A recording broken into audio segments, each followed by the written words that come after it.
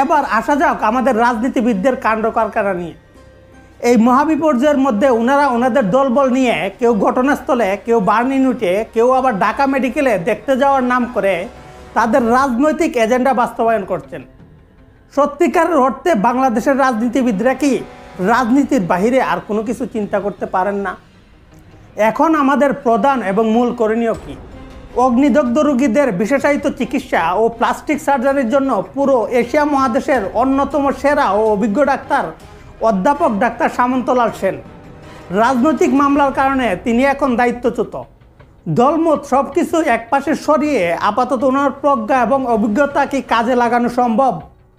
অতীতে বহুবার প্রমাণ পাওয়া গেছে যে এ ধরনের পরিস্থিতিতে তিনি বাংলাদেশের মানুষের পরম নির্ভরতা ও ভরসার প্রতীক হয়ে দাঁড়িয়েছিলেন।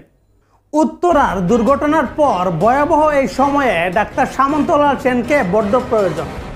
আমরা সব ধরনের রাজনৈতিক হিংসা বিদ্বেষ ভুলে গিয়ে দেশের মহাবিপর্যয়ে এই লোকটাকে কি কাজে লাগাতে পারি না?